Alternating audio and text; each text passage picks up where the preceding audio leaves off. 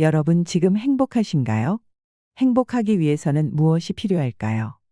우리가 건강을 챙기는 것도, 큰 돈을 벌기 위해 노력하는 것도, 사랑하는 사람과 함께 살아가는 것도 결국 행복을 위해서가 아닐까 합니다. 하버드 대학교 연구에 따르면 사람이 행복하기 위한 조건 중 가장 크게 차지하는 것이 인간관계였다고 합니다.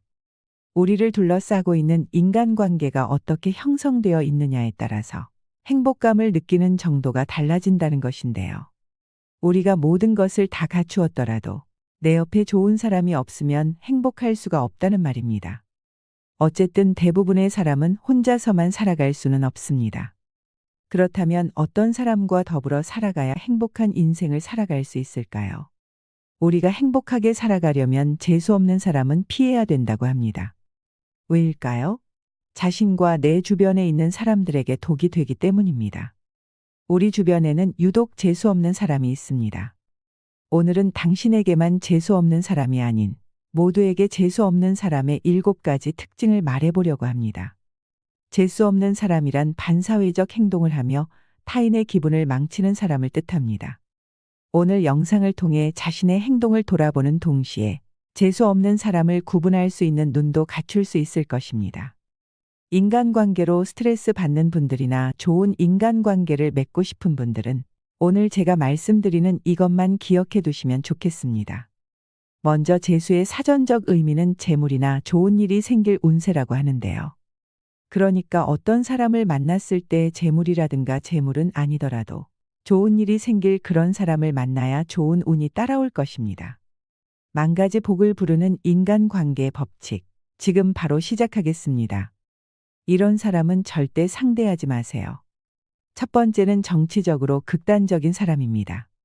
이 말을 듣자마자 공감하시는 분들 정말 많으실 텐데요. 지금 머릿속에 떠오르는 사람이 분명 있으실 겁니다. 정치에 관심이 있다는 건 좋습니다. 그런데 극단으로 치우쳐서 정치 얘기만 나오면 흥분하시는 분들이 있습니다. 입에 담지 못할 욕부터 나오고 나와 생각이 다르면 바보 취급을 하는 경우도 다반사입니다. 이런 사람은 만나서 하는 얘기가 전부 정치 얘기밖에 없습니다. 다른 얘기 좀 하고 싶어서 말을 꺼내면 어느샌가 다시 정치 얘기로 돌아와서 그 얘기만 하는 겁니다. 실제로 화목하자고 모인 가족 모임에서 정치 얘기를 꺼냈다가 치고받고 싸우고 다투는 경우가 부지기수입니다. 나와 다른 정치 성향을 가진 것만으로도 가족의 연을 끊는 경우도 발생합니다. 평생토록 친구였던 사이도 한순간에 멀어지게 만드는 것이 바로 이것입니다. 요즘 사회적으로도 정말 많은 문제가 되고 있는데요.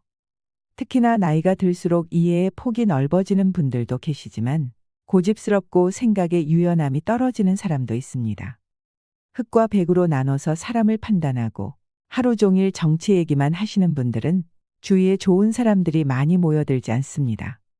사람마다 생각이 다를 수 있는 것을 인정해야 합니다. 이것도 있을 수 있고 저것도 있을 수 있다는 것입니다.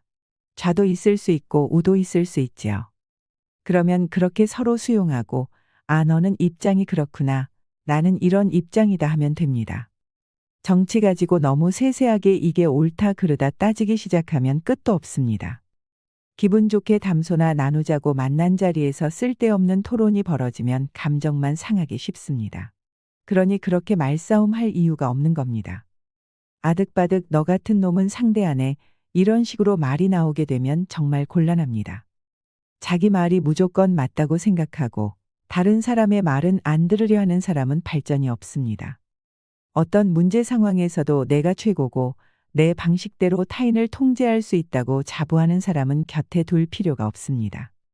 그들은 당신의 마음에 관심이 없고 당신의 말에 집중하지 않습니다. 제가 얼마 전에 본 분도 가족 간의 명절 때 정치 얘기를 나누다가 네 말이 맞니? 내 말이 맞니? 첨예하게 대립을 했다고 합니다.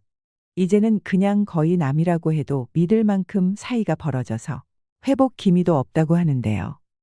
옆에서 가족들이 아무리 그만하라고 말려도 그 이상한 자존심 때문에 결국 사이가 틀어진 것입니다. 아마 우리 구독자분들 중에서도 이런 경우가 참 많을 것입니다.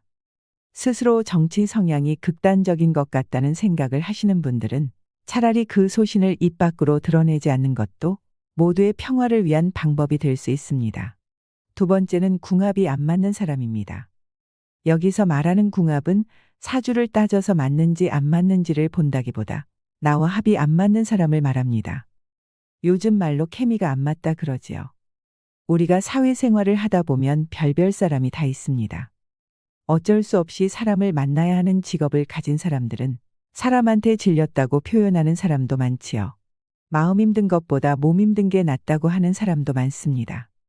육체적인 노동보다 감정적인 노동이 더 힘들 수도 있는 것입니다. 그런데 곰곰이 반대로 생각하면 그 별난 사람에게는 내가 별나다고 생각될 수도 있는 것이지요. 모든 것이 상대적입니다. 그냥 잘 지내고 싶어도 이상하게 나와 안 맞는 사람이 있습니다. 노력한다고 해서 억지로 되는 것은 아닌 경우입니다. 자라온 환경이나 생각하는 방식이 너무 다르면 억지로 그 관계를 이어나가려고 하다가 오히려 더 오해를 사고 관계가 틀어지는 경험을 하게 될 때가 있습니다. 그럴 때는 애써 그 인연을 붙잡으려고 할 필요가 없습니다. 그리고 상대를 이해시키려고 할 이유도 없는 것이지요. 어느 정도 인간관계의 도가 트인 사람은 이 사람하고는 만나지 말아야겠다 하고 판단되는 순간이 옵니다. 나와 아닌 인연을 끊어낼 줄 아는 것도 살아가는 지혜입니다. 굳이 내가 스트레스 받아가면서 무리해서 맞춰갈 필요는 없는 것입니다. 주위에 나와 잘 맞는 사람과 잘 지내시면 됩니다. 나와 안 맞는 사람하고 같이 있으면 있을수록 나중에 나에게 독이 되어 돌아올 수도 있으니 그런 사람과는 교류하지 말고 피하시기 바랍니다. 셋째는 내가 해준 만큼 꼭 돌려받으려는 사람입니다. 이런 사람을 계산이 빠른 사람이라고도 하는데요. 계산만 빠른 게 문제입니다. 도움을 요청할 때 도움을 주려면 군말 없이 해주면 고마운데 그러면 너는 뭐 해줄래 하고 꼭 토를 다는 사람이 있습니다. 이기적이고 자기 것만 챙기는 사람은 만나도 내 정신건강에 별로 도움이 되지 않습니다. 누군가를 도와줄 때에는 순수하게 도와주는 게 제일입니다. 정말 피치 못할 상황에 마음이 아파서 친구에게 돈을 빌려주더라도 빌려주는 게 아니라 그냥 준다 생각하고 주는 게 낫다고 말하는 사람도 많지요. 내가 좋은 일이 생겼을 때에도 축하한다고 내가 한턱 낼게 말하는 사람이 있고 오히려 너가 한턱 내 이렇게 말하는 사람이 있습니다. 나이가 들면 양적인 것보다 질 좋은 인간관계가 더 의미 있다는 것을 알게 됩니다. 친한 친구 3명만 있어도 충분하다는 생각이 들 때가 오지요. 그래서 깊은 후회가 없는 마당발은 자랑할 것도 못 되는 것입니다. 특히나 이렇게 이기적인 사람을 곁에 아무리 많이 둔다고 해도 부러울 것이 하나 없는 것과 같은 이치입니다. 우리가 착각하는 것 중에 하나가 인맥이 넓고 또 많은 사람이 성공한 사람이라고 생각하는 것입니다. 하지만 무조건 많이 만나는 게 좋은 건 아니지요. 나이가 들수록 나와 결이 맞는 사람을 가까이 하는 것이 좋습니다. 사람을 사귀는 것에 있어서도 나에게 도움이 될 사람, 안 될 사람을 구분해서 사귀는 사람들이 있습니다. 그것은 거래할 사람을 찾는 것이지 진정한 친구를 찾는 것이 아닙니다. 이것저것 따지면서 사람을 만나는 사람들은 주위에 똑같은 사람만 모여들게 됩니다. 결국 스스로 무덤을 파는 것입니다. 힘이 들 때 위로가 되고 기대기도 하면서 서로 상부상조하며 살아가는 것이 인생사라고 하지만 도움을 주었으면 그 다음에 해야 할 것은 내가 도움을 줬다는 것을 잊어버리는 것입니다. 도움을 준 사람이 그것을 꼭 붙들고 내내 기억하고 있으면 도움을 받았던 사람도 그 고마움이 오래가지 못합니다.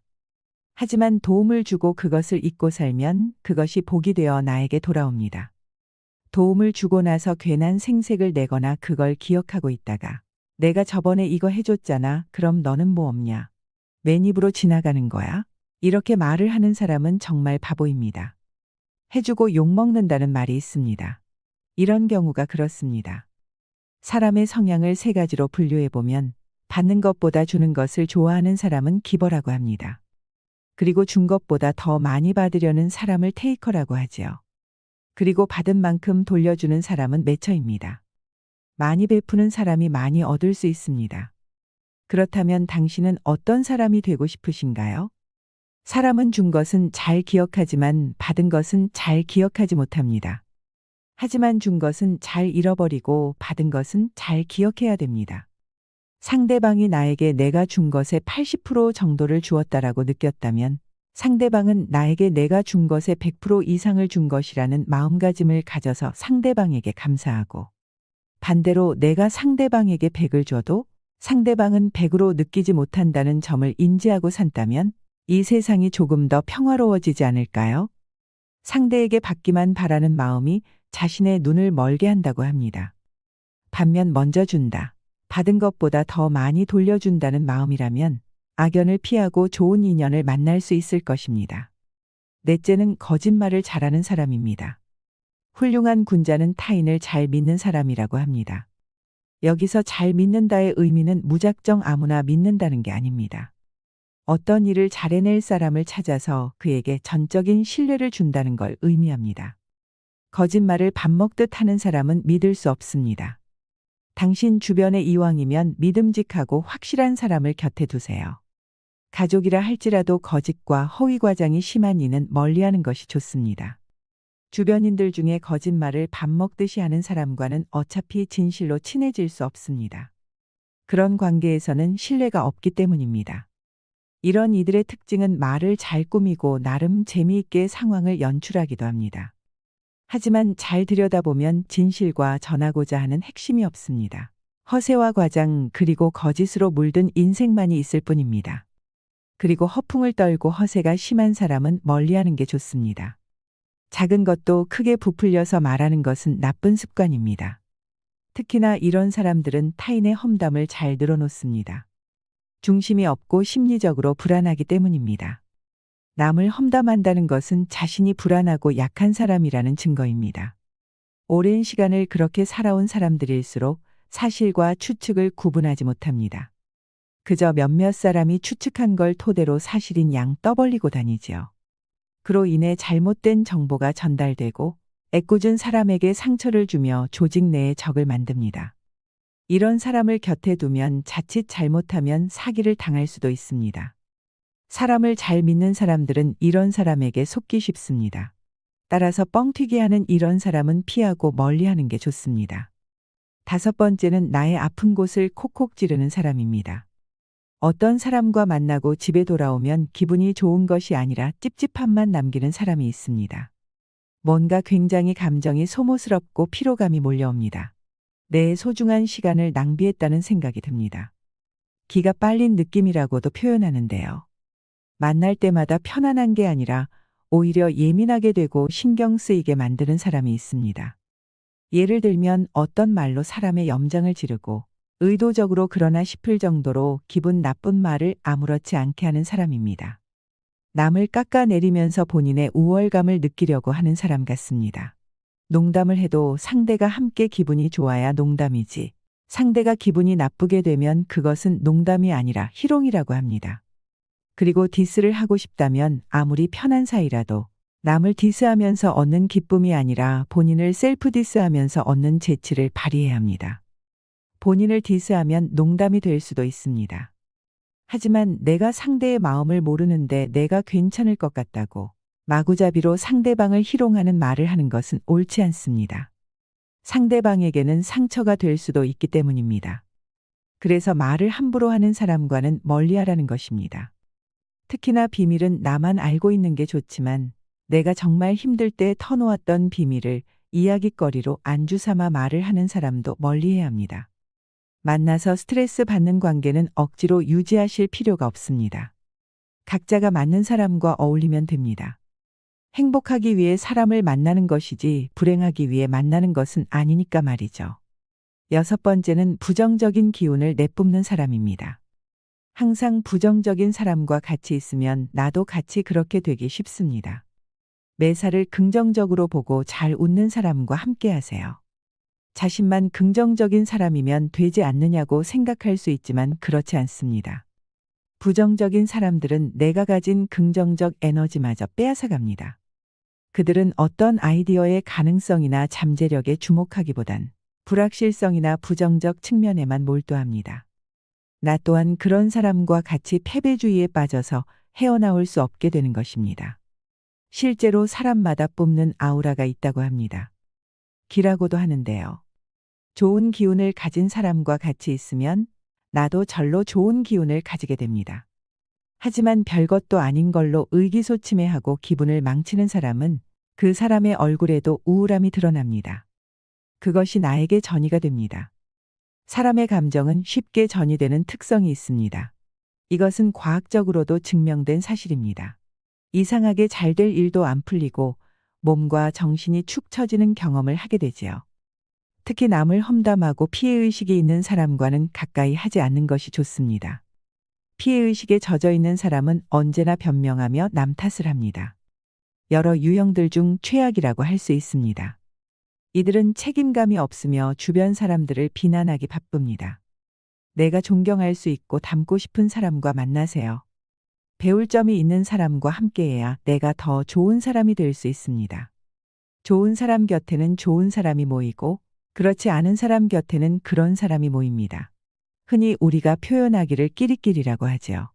내가 좋은 사람과 함께할 그릇을 키우면 그 그릇에 좋은 사람을 담을 수 있는 것입니다. 7번째는 상식이 통하지 않는 사람입니다. 상식이 안 통하는 사람은 다른 사람의 기분을 망치는 독설을 잘합니다.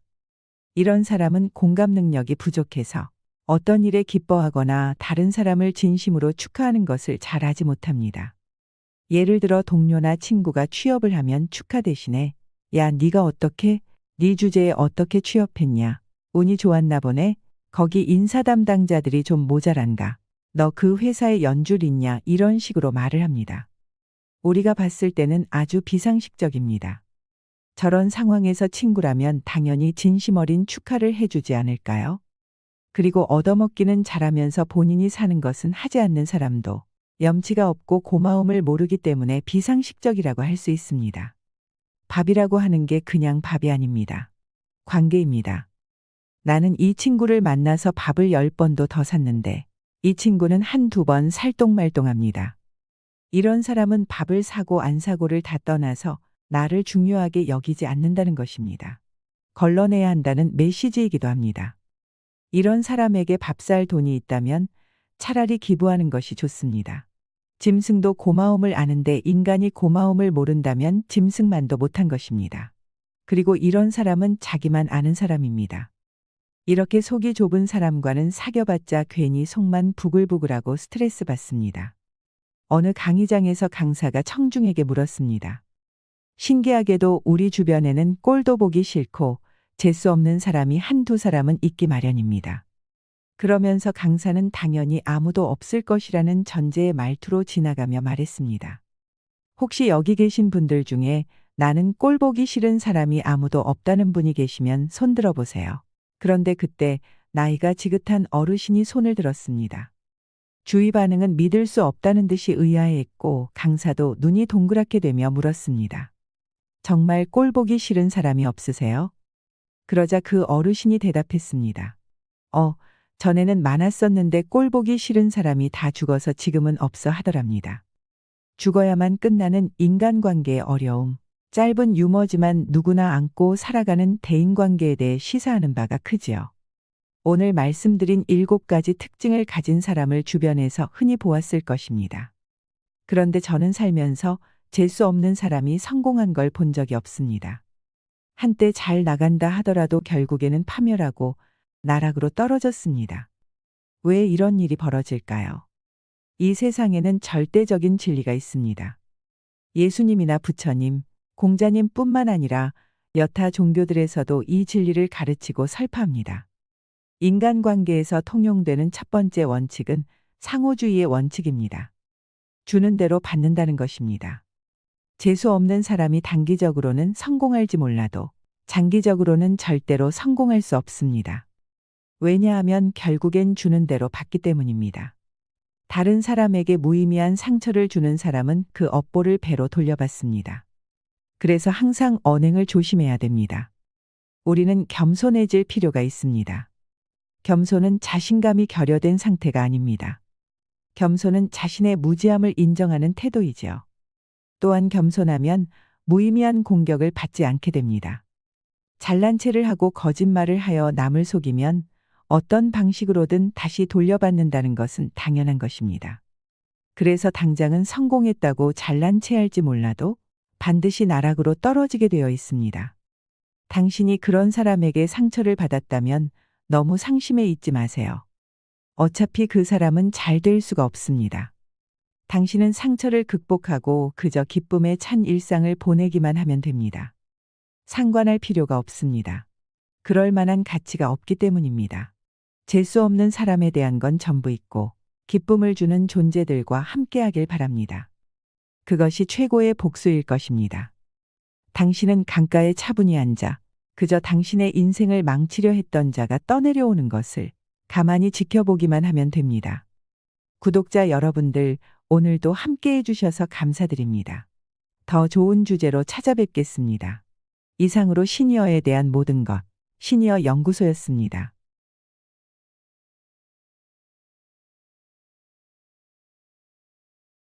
사람들은 가슴에 남모르는 불빛 하나를 안고 살아가고 있다고 합니다. 그 불빛이 언제 환하게 빛날지 아무도 모릅니다. 그 불씨로 말미암아 언제나 밝은 얼굴로 살아가는 사람이 됩니다. 사람들은 가슴에 남모르는 어둠을 한 자락 덮고 살아가고 있습니다. 그 어둠이 언제 거칠지 아무도 모릅니다. 그러나 그는 그 어둠 때문에 괴로워하다가 결국은 그 어둠을 통해 빛을 발견하는 사람이 됩니다. 사람들은 가슴에 남모르는 눈물 한 방울씩을 날마다 흘리며 살아가고 있습니다. 그 눈물이 언제 마를지 아무도 모릅니다. 그러나 그는 그 눈물로 말미암아 날마다 조금씩 아름다운 사람이 됩니다.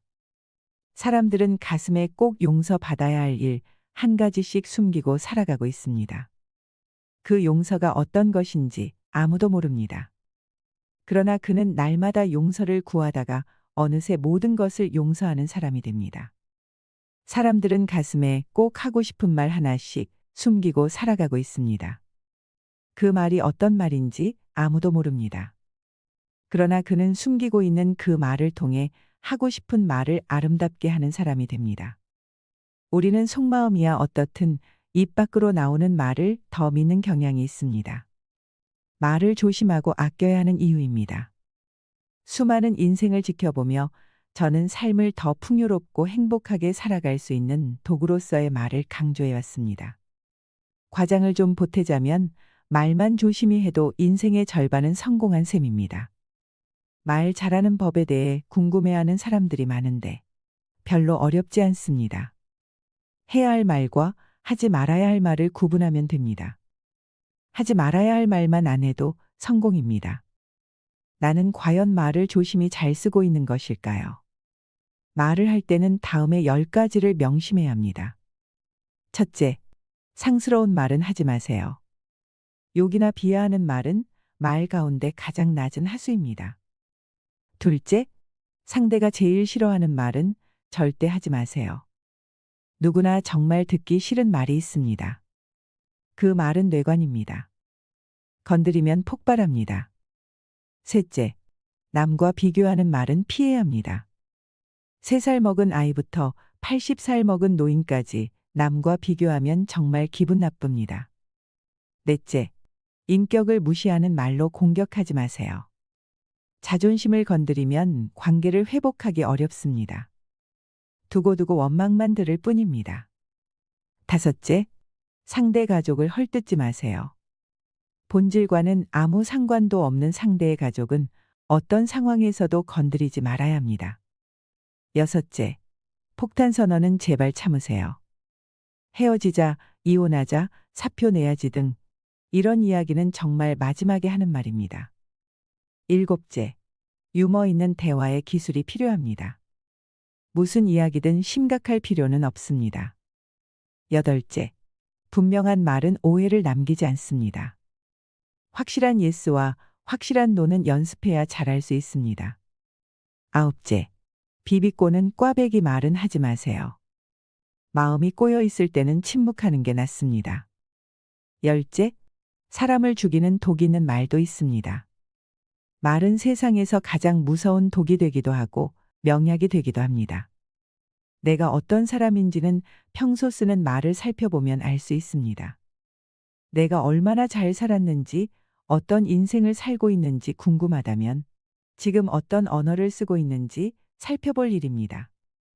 당신이 내뱉는 말이 곧 당신이다. 하늘이 무너졌을 때 솟아날 구멍을 찾아내는 사람은 솟아날 구멍이 있다고 믿고 찾아 나서는 사람이라고 합니다. 말 습관만 바꿔도 내 삶을 원하는 대로 이끌 수 있지요. 말이 중요하다는 걸 아는 사람은 많습니다. 그러나 어떻게 말해야 하는지 아는 사람은 많지 않습니다. 말이 주는 힘과 능력은 우리가 생각하는 것보다 훨씬 더 강력합니다. 우울한 마음이 들고 삶에 복잡한 문제가 있을수록 사용하는 언어를 품격 있게 바꾸어야 합니다. 인생에서 승리를 거머쥔 사람들의 공통점은 바로 긍정적인 언어로 스스로를 무장한다는 것입니다. 잘 살고 싶다면, 성공하고 싶다면 그것이 찾아오기를 기다리지 말고 끌어당겨야 합니다. 그 마법 같은 힘은 우리의 말 속에 숨어 있습니다. 말을 바꾸면 인생이 바뀐다. 첫째, 뇌는 말하는 대로 믿는다. 우리 삶의 경험을 그대로 나타내는 말을 효과적으로 선택하면 활력을 주는 감정을 불러일으킬 수 있다. 반대로 말을 잘못 선택하면 사람이 순식간에 황폐해진다. 그런데도 대부분의 사람은 자신이 사용할 말을 아무 생각 없이 선택한다. 자신이 가진 가능성의 미궁 속을 생각 없이 몽유병자처럼 떠돌아다니는 셈이다. 현명한 선택으로 말이 얼마나 큰 힘을 발휘하는지 깨달아야 한다. 우리는 말로 뇌를 속일 수 있다. 희망차고 긍정적인 말을 꾸준히 되풀이하면 뇌는 점차 그것을 믿기 시작한다. 말의 변화가 뇌의 잠재력을 이끌어내는 것이다.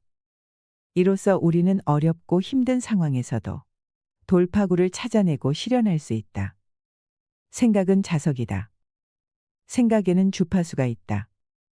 당신이 생각할 때 그 생각은 우주로 전송되어 같은 주파수에 있는 비슷한 것들을 자석처럼 끌어당긴다. 전송된 것은 모조리 원점으로 되돌아간다. 그리고 원점이란 바로 당신이다. 말의 힘은 자신 내부의 잠재력을 끌어올릴 수도 있고 외부의 힘을 끌어당길 수도 있다. 요컨대 말의 힘은 자신과 현실을 변화시킨다. 둘째, 말하는 대로 행동이 바뀐다. 부정적인 단어 혹은 문장을 말하면 신체 능력이 떨어지거나 부정적인 행동을 유발하고, 긍정적인 단어나 문장을 말하면 신체 능력이 높아지거나 긍정적인 행동을 촉진하게 된다. 이처럼 말의 힘을 통해 우리는 자신의 삶을 통제하고 긍정적인 방향으로 이끌어갈 수 있다. 긍정의 힘의 저자 조엘 오스틴은 말이란 자신에게 하는 예언이라고 했다. 그의 말에 따르면 많은 사람이 나는 안 돼, 난 할 수 없어, 내게 성공 따윈 일어나지 않아 등 부정적인 말을 함으로써 자기 자신을 실패자라고 단정해버린다. 이를 피하기 위해 그는 긍정적인 말을 사용하라고 강조한다. 말은 씨앗과 비슷하다. 입 밖으로 나온 말은 우리의 무의식 속에 심어져 생명력을 얻는다. 그리고 뿌리를 내리고 자라서 그 내용과 똑같은 열매를 맺는다.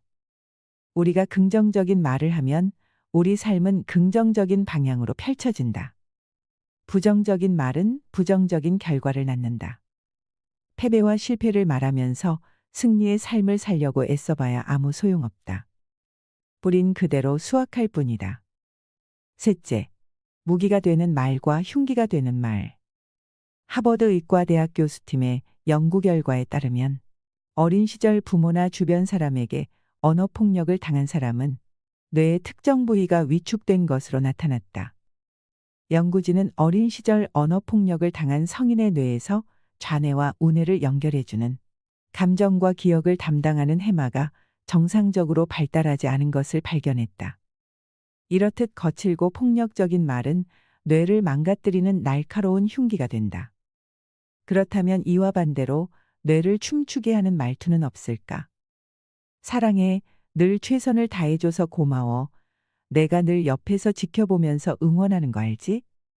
이처럼 사랑을 담은 말은 듣는 사람의 뇌를 춤추게 한다. 그 이유는 바로 옥시토신이라는 호르몬 때문이다.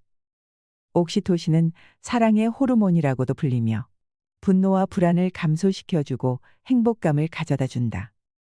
또한 옥시토신 분비를 촉진하는 위로와 격려, 칭찬은 대화 지능을 높인다고 한다. 긍정적인 말은 말하는 사람은 물론 듣는 사람까지 모두의 뇌를 춤추게 한다. 넷째, 내가 한 말이 나를 만든다. 혼잣말을 자주 하는 사람들은 자기 행동에 대한 자제력이 더 크게 나타났다. 원하는 목표를 달성할 때까지 혼잣말로 이를 계속 인지하는 것이 계획을 지키는 데 도움을 준다. 특히 자신을 2인칭으로 칭찬하는 것이 더 큰 효과를 보였다. 이는 어린 시절 다른 사람들로부터 지지와 격려를 받았던 긍정적인 기억을 떠올리게 해 확실한 동기부여가 되기 때문이다.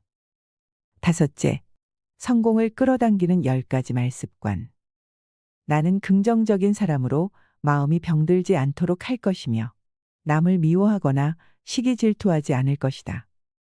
이는 윤석금 웅진그룹 회장의 책 나를 돌파하는 힘에 실린 나의 신조 중 일부분이다. 그는 누구보다 긍정을 강조한다. 나의 신조의 다른 부분도 긍정적인 마음가짐으로 가득하다. 그는 자신이 성공을 거둘 수 있었던 가장 큰 요인을 긍정으로 꼽는다. 나폴레온 힐 또한 저서 끌어당김에서 성공을 위해서는 긍정적인 마음가짐이 필수라고 역설한다. 자신의 성공을 조금도 의심하지 않는 긍정적 마음가짐이 끌어당김의 힘을 발현시켜 성공을 현실로 바꿔준다는 것이다. 긍정적인 말은 곧 성공을 끌어당기는 주문이 된다. 그에 따르면 긍정적인 사람이 긍정적인 생각을 만드는 강력한 말 10가지는 다음과 같다. 제가 틀렸습니다. 미안합니다. 당신은 할 수 있습니다. 당신의 능력을 믿습니다. 당신이 자랑스럽습니다. 감사합니다. 당신이 필요합니다. 당신을 믿습니다. 당신을 존중합니다. 사랑합니다. 긍정적인 생각을 만드는 말을 매일 실천해보자. 말을 바꾸면 자존감이 자란다.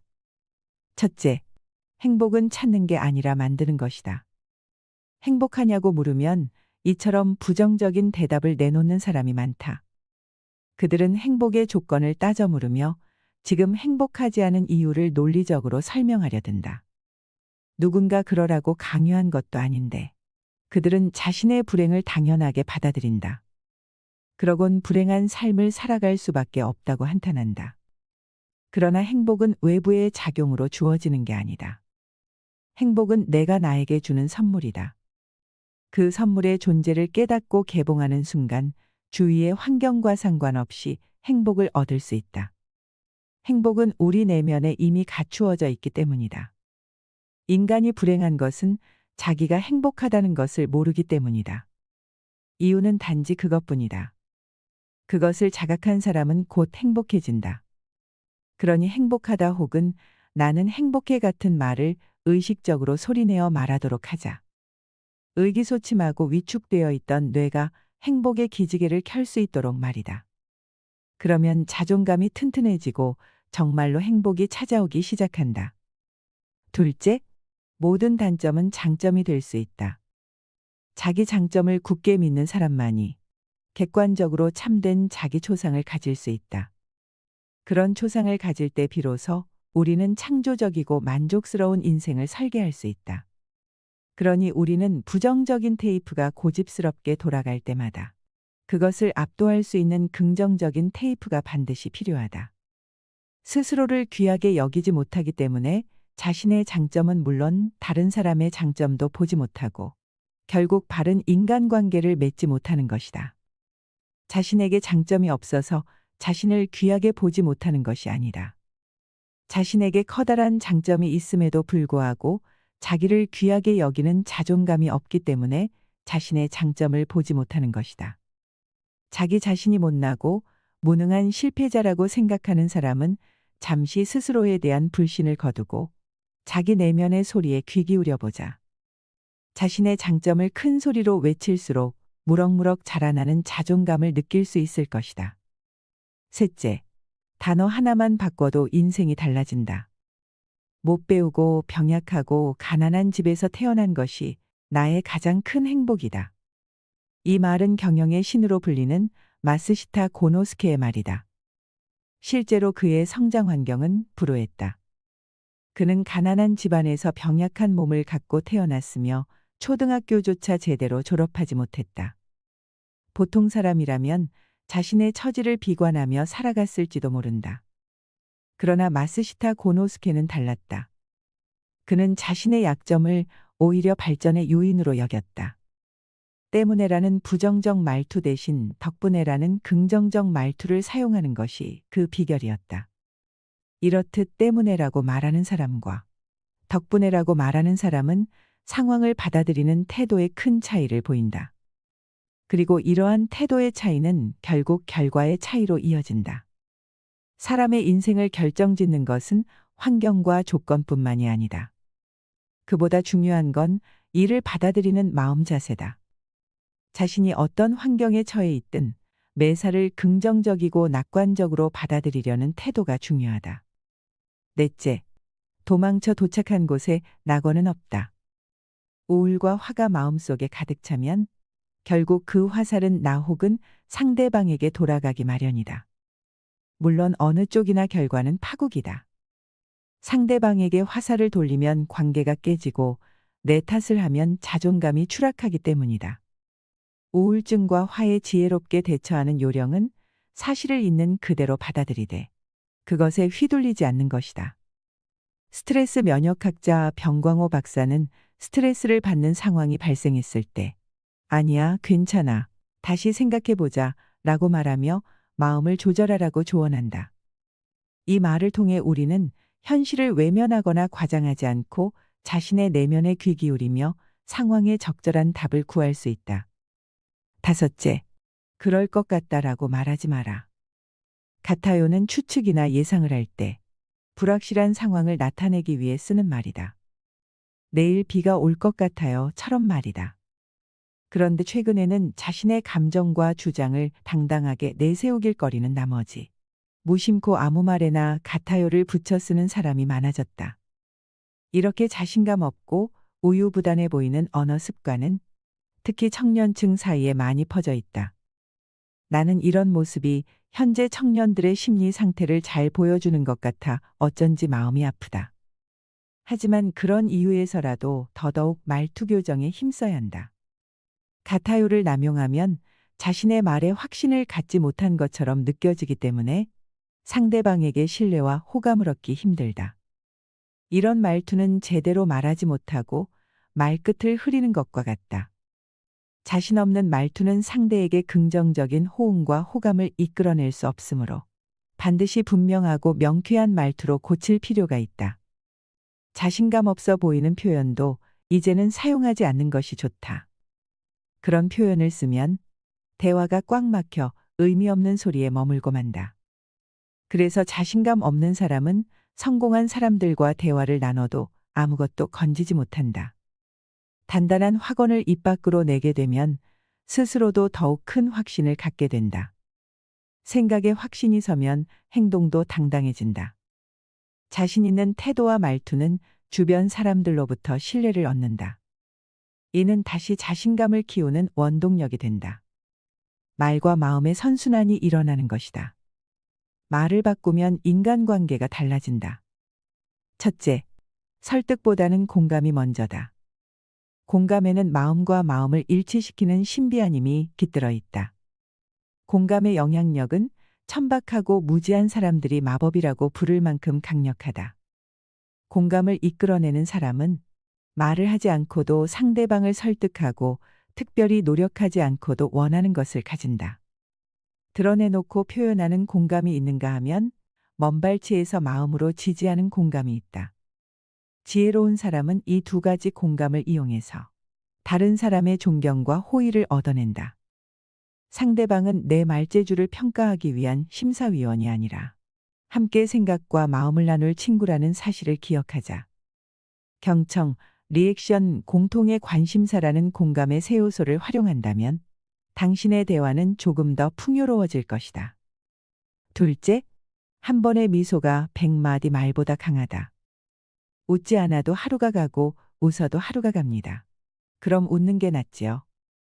몇 년이 지나도록 잊혀지지 않는 이 멋진 문장의 주인공은 김영석 연세대 명예교수다. 나는 과거 북 콘서트에서 그를 만난 적 있다. 100세가 넘을 정도로 연로한 학자임에도 마치 어린아이처럼 쾌활하고 건강한 미소로 만인을 대하는 그의 모습에 나는 깊은 감명을 받았다. 그 미소의 힘 덕분일까? 첫 만남에서부터 우리는 즐겁고 뜻깊은 대화를 나눌 수 있었다. 이처럼 미소는 호감과 관심을 불러일으키는 열쇠다. 대화에서 웃음의 역할을 결코 과소평가해서는 안 된다. 가끔은 말없이 미소 짓는 얼굴이 100마디 말보다 강한 친화력을 발휘하는 법이다. 특히 웃음은 바이러스처럼 전염력이 매우 강해 빙산처럼 딱딱하게 얼어붙은 상대의 마음조차도 여지없이 녹여버리는 힘을 가지고 있다. 웃는 낯에 침 뱉으랴라는 속담이 괜히 있을까? 그러니 당신도 웃는 얼굴을 연습해보라. 처음엔 어색하고 낯간지러울지 몰라도 그런 당신을 바라보는 상대방의 마음은 봄날의 햇살처럼 따스해질 것이다. 셋째, 호감 주는 사람은 이렇게 말한다. 칭찬이 몸에 밴 사람 주위에는 항상 사람들이 끊이지 않는다. 이들은 항상 기분 좋은 이야기를 나눌 수 있고 앞으로의 비전을 제시해주는 사람이기 때문에 모든 사람들이 함께 이야기를 나누고 싶어 한다. 만약 성공한 경영자나 사업가가 되기 위해 인맥을 많이 만들고 싶다면 만나는 사람마다 칭찬해보자. 진심 어린 따뜻한 칭찬 한마디가 당신을 좋은 기운을 가진 유쾌한 사람이라고 기억하게 만들 것이다. 넷째, 품격을 완성하는 것은 말투다. 머릿속에 떠오른 말을 지금 꼭 해야 하는지 거듭 생각하고 말하는 습관을 들인다면 말투의 품격은 더욱 높아질 것이다. 율곡 이 역시 신중한 말하기의 중요성을 설파하며 이렇게 말한 바 있다. 말을 신중하게 하라. 배우는 사람이 선비의 행실을 닦고자 한다면 반드시 신중하게 말해야 한다. 사람의 잘못은 말에서 말미암은 것이 많으므로 말은 반드시 정성스럽고 믿음이 있어야 한다. 때에 맞추어 말하고 다른 사람의 말에 대해 긍정하거나 동의하는 것을 무겁게 여겨야 한다. 말을 바꾸면 일이 술술 풀린다. 첫째, 최고의 코치는 거울 속 당신이다. 빌 게이츠는 매일 집을 나서기 전 거울 속 자신을 보면서 나는 무엇이든 할 수 있다. 오늘은 왠지 내게 큰 행운이 생길 것 같다. 라는 말을 외쳤다. 이와 비슷하게 스티브 잡스는 매일 아침 세면대 거울을 바라보며 오늘이 인생 마지막 날이라면 오늘 하려던 일을 하고 싶나라고 물었다. 이들이 거울을 보며 얻은 것을 한 단어로 요약하면 자기 확신이다. 이들은 그날 하루 자신이 무엇을 해야 하는지, 그리고 자신이 그것을 해낼 수 있는지 거울 속 자신을 바라보며 스스로 묻고 대답했다. 이를 통해 빌 게이츠와 스티브 잡스는 자신이 하려는 일에 확신과 자신감을 갖고 일을 추진해 나갈 수 있었다. 나는 성공하는 사람이라고. 거울을 보면서 웃는 연습을 6개월만 해보라. 그리고 말 잘하는 연습을 6개월 해라. 너는 잘 될 것이다. 너는 성공할 것이다. 라고 스스로에게 주문을 걸면 된다. 매일 아침 거울을 바라보면서 그날의 목표를 힘찬 목소리로 외쳐보자. 잠들어 있던 당신의 잠재력이 활성화되어 목표한 성과를 달성할 수 있는 힘을 발휘할 것이다. 둘째, 긴장을 에너지로 바꾸는 말습관. 세계적인 베스트셀러 작가인 브라이언 트레이시를 아는가? 고등학교를 중퇴하고 호텔 주방에서 접시 닦기로 연명하던 그가 어떻게 연매출 3천만 달러의 거부가 될 수 있었을까? 브라이언 트레이시는 그 비결을 바로 마음속 리허설이라 말한다. 실패에 대한 불안과 걱정이 생길 때마다 그것을 이겨내는 자신의 모습을 상상하는 것이다. 이렇게 마음속에서 실패를 체험하고 재무장하는 연습을 거듭할수록 언젠가 마주칠 수밖에 없는 거절과 실패를 빠르게 극복하고 이겨낼 수 있다는 것이다. 그는 습관화된 긍정의 힘을 역설하며 이렇게 말한 바 있다. 자신에게 긍정적으로 이야기하라. 거절과 실패에 대한 두려움이 일어날 때마다 나는 할 수 있다. 나는 할 수 있다 라고 말하라. 실력 향상과 컨디션 관리만큼이나 멘탈이 흔들리지 않게 다잡는 것 역시 성공과 실패를 가르는 결정적인 원인이라는 사실을 꼭 기억하자. 셋째, 해야 한다라고 말하면 하지 못한다. 꼭 그렇게 해야 한다. 그렇지 않으면 안 된다라는 태도가 사람을 지치게 만든다. 삶의 형편을 완성하는 것은 마음의 형편이기 때문이다. 이와 관련해 심리학자 수잔 제퍼스는 저서 도전하라 한 번도 실패하지 않은 것처럼에서 놀라운 사실을 전한다. 해야 한다처럼 배수진을 치는 말이 오히려 할 수 없다라는 말만큼이나 사람을 무기력하게 만든다는 것이다. 말을 바꾸면 돈이 풍족해진다. 첫째, 돈그릇을 키우는 말습관. 지긋지긋한 가난에서 벗어나고 싶어요. 이렇게 벌어서 언제 부자가 될 수 있을까요? 우리는 주변에서 위와 같은 신세 한탄을 자주 들을 수 있다. 가끔씩은 우리 마음속에서도 말이다. 그런데 이런 말투를 잘 살펴보면 몇 가지 특징을 발견할 수 있다. 바로 마음의 초점이 풍요가 아닌 결핍에 맞추어져 있다는 것, 그리고 부를 획득할 수 있다는 자신감이 부족하다는 것이다. 바로 이런 사고방식이야말로 부를 손에 넣지 못하는 원인이다. 왕후장상의 시가 따로 있는 게 아닌 것처럼 부자가 될 운명 역시 태어날 때부터 결정되어 있는 게 아니다. 강렬히 꿈꾸고 노력하는 사람이라면 누구나 부를 거머쥘 수 있다. 그런데도 어떤 사람들은 결핍과 무기력의 말투를 떨쳐내지 못한다. 그런 말투가 자신을 스스로 빈곤의 궁지로 몰아가는데도 말이다. 이러한 말투를 버리지 못하면 가난의 운명에서 벗어날 수 없다. 말이 생각을 결정하고 생각이 운명을 결정하기 때문이다. 그러니 가난의 운명에서 벗어나 부자가 되고 싶다면 결핍과 무기력의 말투를 과감히 버려야 한다. 그리고 말과 생각을 풍요롭게 정돈해야 한다. 자기 자신을 스스로 빈곤으로 몰아넣는 다음 7가지 습성을 버려야 한다. 왜 부를 이뤄야 하는지 모르는 것. 분명한 목표를 세우지 않는 것. 끝까지 해내려는 절실함이 없는 것. 조금의 불편함도 참아내지 못하는 것. 큰 책임이 따르는 일을 피하는 것. 제 역량을 넘어서는 일에 도전하지 않는 것. 자신의 강점 대신 약점에 집중하는 것. 왜 부를 이뤄야 하는지도 모르고 분명한 목표나 절실함도 없으며 인내심과 책임감 그리고 열정이 부족한 사람은 결코 부자가 될 수 없다. 둘째, 하늘은 스스로 믿는 자를 부자로 만든다. 나는 30살에 백만장자가 될 것이다. 그렇지 않으면 오마하의 가장 높은 빌딩에서 뛰어내릴 것이다. 고작 13살밖에 안 된 어린아이가 당신 앞에서 이렇게 말한다면 어떤 생각이 들까? 호기로운 13살짜리 소녀는 정말로 30살에 백만장자가 되었고 이제는 세계 경제를 주름잡는 큰손 중에 큰손이 되었다.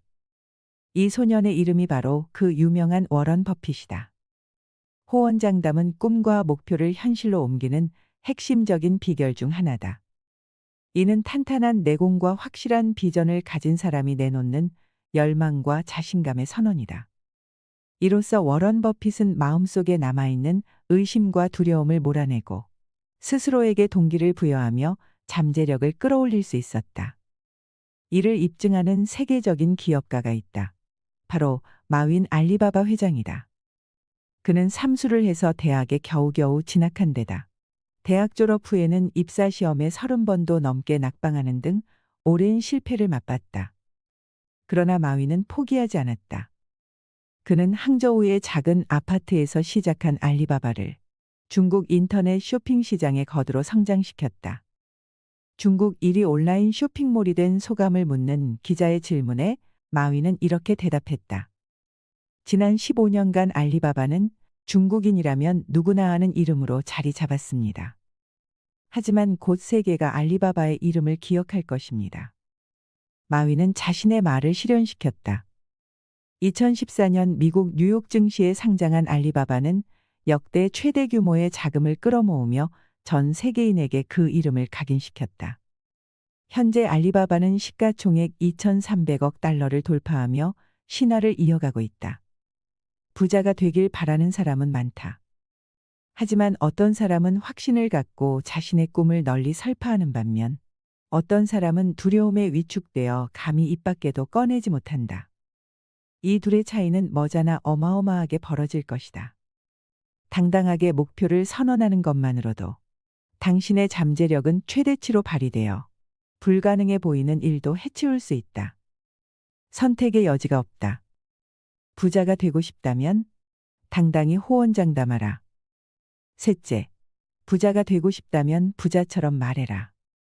현재 넉넉하지 않더라도 부자인 것처럼 행동하라. 연기를 잘하면 잠재의식이 그대로 받아들인다. 이미 그것은 연기가 아니라 현실인 것이다. 이처럼 자신의 미래를 구체적으로 그리며 말하고 행동하는 순간 우리 뇌는 그것을 현실로 착각한다. 그러면 뇌는 그에 맞추어 스스로를 프로그래밍하고 이내 자신의 잠재력을 발휘하기 시작한다. 당신도 충분히 가능하다. 이미 부자인 것처럼 행동하며 뇌를 속여라. 현재형 미래일기를 쓰고 열과 성을 다해 낭독하라. 그러면 뇌는 당신의 꿈을 기억할 것이며 그 목표를 이루도록 의욕을 뿜어낼 것이다. 넷째, 풍족하게 살고 싶다면 좌우명을 만들어라. 성공한 백만장자 기업인에게는 하나같이 멋들어진 좌우명이 있다. 이들은 좌우명이 자신의 삶에 큰 의미가 있다고 말한다. 좌우명이야말로 이들이 역경을 헤쳐나갈 수 있었던 버팀목이자 성장에 결정적인 역할을 한 히든카드라 해도 과언이 아니다. 하루 종일 몇 번씩 좌우명을 소리내어 말하라. 잠자리에 들기 전에 느낌과 감정을 담아 50번씩 반복하라. 좌우명을 써서 욕실 거울이나 자동차 계기판, 책상 위에 달력, 냉장고 문, 지갑 등 눈에 잘 띄는 곳에 붙여놓아라.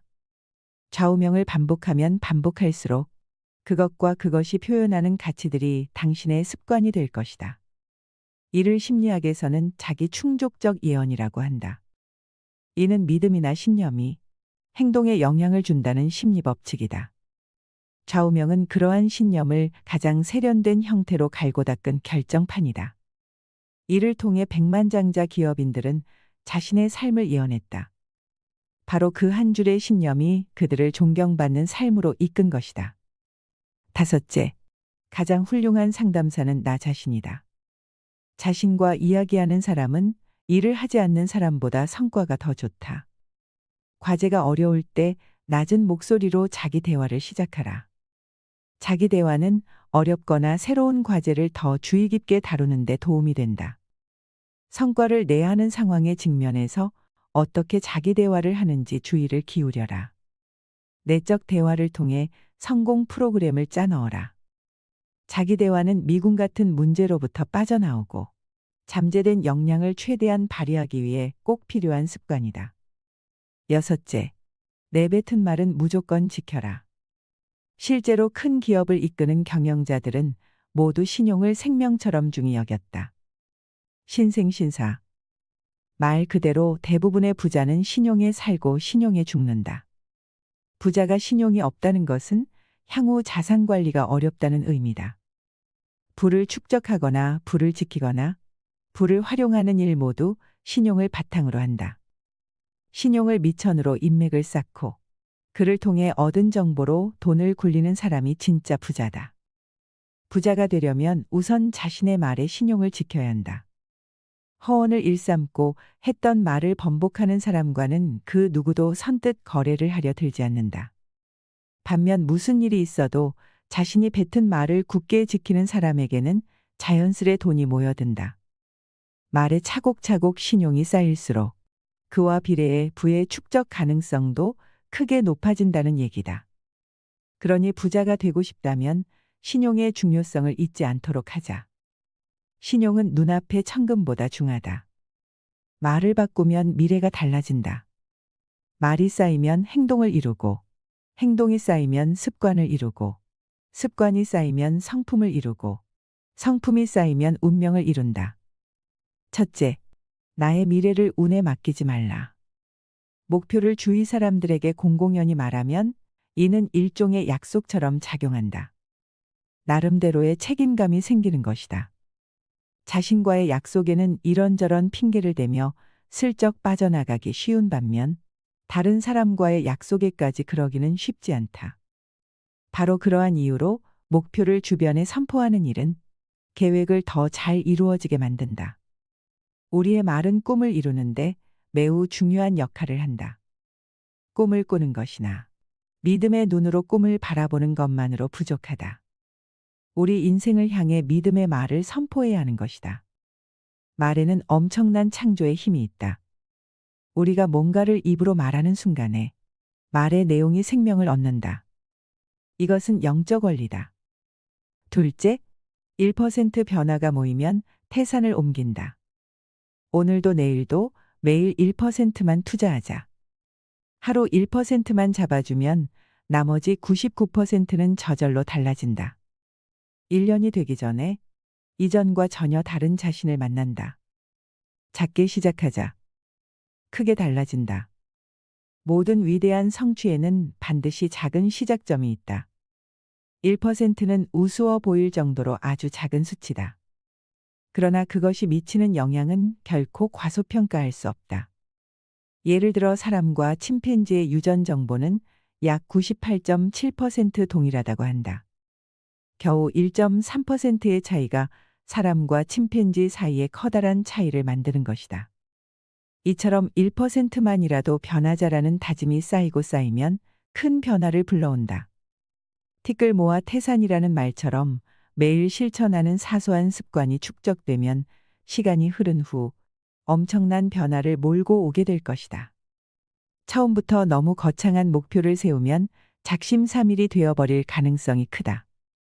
반면 작은 목표부터 꾸준히 달성해 나가면 자신감이 고취되어 꾸준히 의욕을 유지하고 큰 목표로 발전해 나갈 수 있다.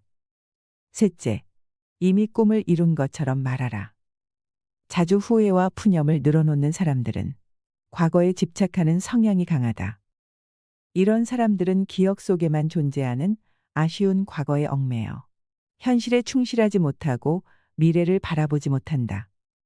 과거에 집착하는 사람들에 대해 심리학자 베르너 빈클러는 그들이 다음과 같은 특징을 가지고 있다고 말한다. 첫째, 아주 오래전의 일을 세세히 기억한다. 둘째, 옛 시절을 그리워하거나 옛일이 반복될까 두려워한다. 셋째, 결과가 좋든 나쁘든 미련을 버리지 못한다. 넷째, 과거에 쓰던 물건을 버리지 않고 보관한다. 다섯째, 미래에 대한 구체적인 계획을 세우고 실행하는 것에 어려움을 느낀다.